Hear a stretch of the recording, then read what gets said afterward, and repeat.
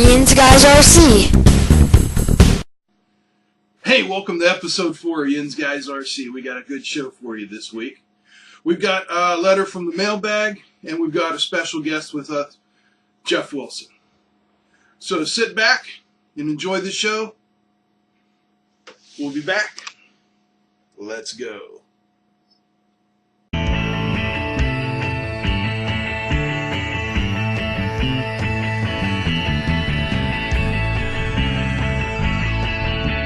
Hey, welcome to this week's mailbag. Chris from Illinois writes, do you balance your propellers and how? Well, yes, I balance all my propellers, and you should balance your propellers too. It's really simple to do. You get yourself a propeller balancer like this Top Flight PowerPoint balancer, and you install the propeller on it. Give it a little push, let it spin, and see which side pushes down. Now you can balance your propeller either by adding weight to the light side or removing material from the heavy side. The easiest way to add weight is to use clear nail polish. Always use it on the back side of the propeller, and the same with removing material. A little bit of sanding. We put it back on the balancer and check again.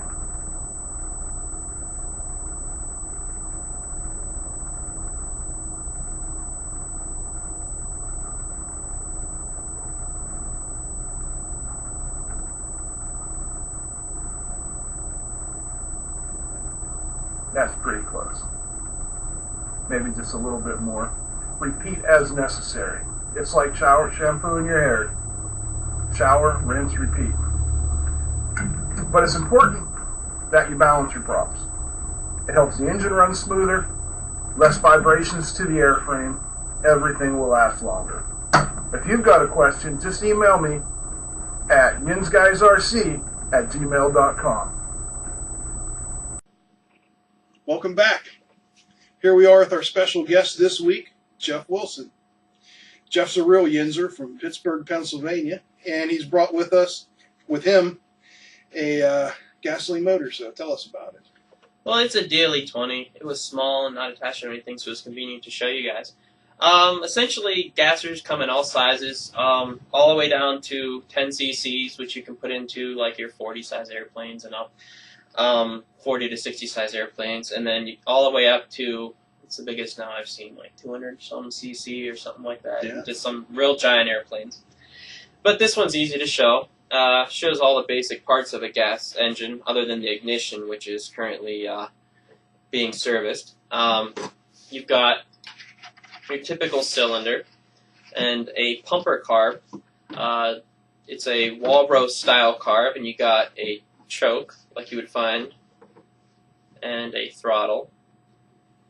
And essentially, it works like any other engine does. You open up your throttle, and what happens is it lets more air in and pumps more fuel through, and that's how it works. Gasoline engines are very economical. You can run them on pump gas mixed with 2-stroke motor oil. So you're $3.50 for a gallon of pump gas versus $15, $20 depending on where you live. It's about $15 around here for a gallon of nitro fuel. Makes it very economical. Flight times, I have a 35cc slick with a 16-ounce tank. Flight time for that, I could probably go for 15-20 minutes before running out of fuel. On what size tank? On a 16-ounce tank. Okay. What about, now you said that's a pumper carb. What does that mean? How's that different from your basic nitro carb?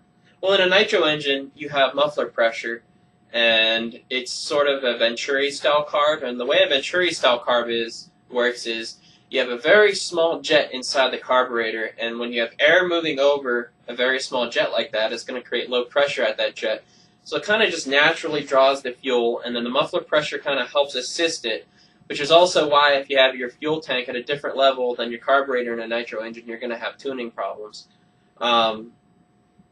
So you have a lot of forces at work to draw fuel up in a nitro engine. A pumper carb is literally a pump. It's a pump designed to suck liquid And what happens is you'll notice with pumper carbs, if you're having trouble priming it, it's because things designed to pump liquid don't pump air very well. So a good trick if you're having trouble starting a gasoline engine is squirt a little fuel into your carb just to get enough spins out of the engine to draw up enough gas. What about the choke? That's used only when starting, correct? Yeah, that essentially creates a better vacuum. It goes back to it's not a very good pump for air versus a good pump for liquid. And so you close the choke, and it closes down the air inlet a lot. It's essentially, with the choke closed, it's essentially equivalent to, like on your nitro engine, when you put your finger over the carb to prime it. That's essentially the equivalent of that. Right. So it could be the same thing. If you're some of the olders like the Zenoa G20s, G38s didn't come with a choke on them, and you'll see guys just sticking their finger over the hole. Same principle. Now, another big difference on gas engines versus nitro engines is, if you look right here, there's a little magnet in the back plate of the motor, and there's a Hall sensor which senses the magnet as it spins around, and that tells the ignition the RPM of the engine so that it can time the firing of the spark plug. Older style gasoline engines use magnetos. Newer style ones use electronic ignition modules. And so there's a lead here that plugs into the ignition, and the ignition will then plug into the spark plug. And then that's how it fires your spark plug. Now, when you wire your ignition, there's a lot of different ways to wire it, a lot of different discussions on how to wire it. We're not going to really get into different ways to wire it, but I've generally seen 3 ways of wiring up an ignition. One way is a separate battery and a optically controlled switch going into the ignition. Basically a kill switch. And essentially, yes, you can control that switch from your receiver, or from your transmitter. And what it means by optically isolated is there's a little diode inside that switch. And when you turn your ignition, when you flip the switch on from your transmitter channel, it flips a little LED inside there on. And then a photosensitive diode acts as the actual switch itself, and whenever that light hits that photosensitive diode, it activates the circuit for your ignition. And when you flip your kill switch off, it breaks the circuit and shuts your ignition off. So there's no physical connection, so that no interference can be transferred from your ignition to your receiver, which was a big problem in the 72 megahertz days, but not so much a problem now that we're using 2.4 gigahertz radios. Which brings me to my next way of wiring up an ignition, and this one's a little more controversial. I'm guilty of using this, but I think it's the same way I have my new MSXR wired. Go ahead. Right. Essentially, I made a Y harness coming out of my battery. Yep. And it's going into my receiver, and it's also going into my opto. So I can still control the opto from my receiver. And as far as range testing goes, I have not failed a range check with the engine running like this. And so I'm confident in it because I haven't had any issues. A lot of people will go into a lot of theory on reasons why this is a poor way of doing things, and I'm not going to get into it. I'm just saying that's another way to do it. For a new person first getting into gas, I wouldn't recommend that route just because it could be a limit of problems if you're using, say, a 72 megahertz radio, or if if you've seen me fly, I'm pretty thorough in my range checks. I go longer distances than most, and I'm pretty crazy like that. Another way of wiring it is a opto with a back. I've recently started seeing these on places like Valley View Hobby. They're very similar to the other opto switches, kill switches that I've described, except they don't need an external battery for power. They have a lead going into your receiver, they draw off receiver power, and then they have various filters and chokes in them to keep that RF interference from your ignition from getting back to your receiver. Right. RCXL manufactures that as well as the standard opto kill switch. You can find them, like Jeff said, at Valley View and other places for usually less than $20. And it's a good investment. And then the third way is called an IBEC. Essentially, an IBEC is a switch you control from your transmitter, and it's pretty much like an opto with a Beck on it, where you have just various filters and chokes. And if you go to places like 3drcforums.com, they have a very good article on optos versus IBECs that you can check out to learn how an IBEC works. But essentially, it's a bunch of filters, and it's a physical electrical connection between your receiver power and your ignition, but all those filters eliminate the RF interference that can be generated from the ignition. Now, my favorite part about gasoline engines is once you've got it running and basically tuned, that's it for the year. You're good to go, unlike a nitro engine that you have to play with every single day. Now, if you look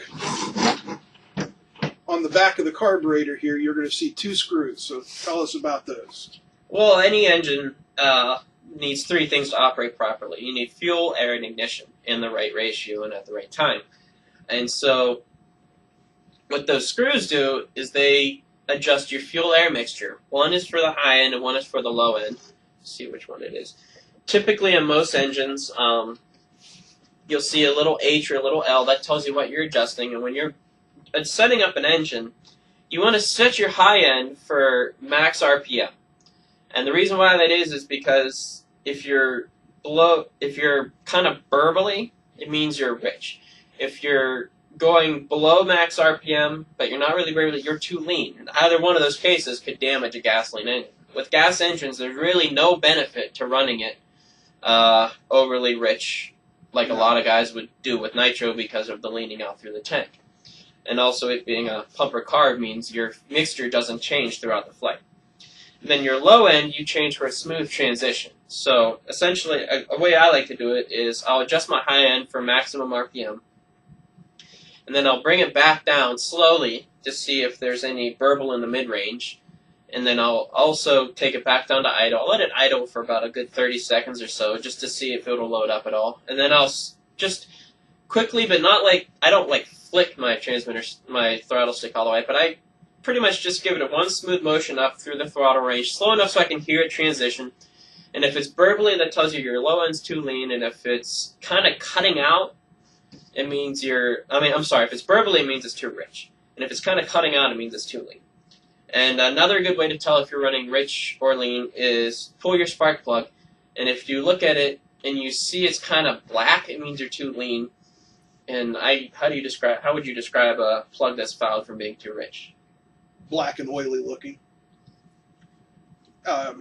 It's a carbon buildup. A good plug should look tan, like a pair of khaki pants. Actually, I'm sorry, I got that backwards. Mm-hmm. It'll look black and oily if it was too rich. It'll kind of have like burnt material on it if it was too lean. An ashy look if it's too lean. Right. Now, most gas engines, you won't find this. Some you will, some you won't. Some have baffling in the muffler. I bought this engine from Troy Built Models, and they were running a special where you got a free baffle with your muffler. So I just happened to get a baffle. So my DLE's quieter than most DLEs, but most gas engines just have essentially a muffler chamber. Well, that's it. We're out of time for this segment. Jeff's going to be back with us again. And thanks for watching. We'll be back. Well, that's it for episode 4 of Yinz Guys RC. Thanks for tuning in. We'll be back next week with Toolbox Tech and another special guest. Till we see you again, keep them flying.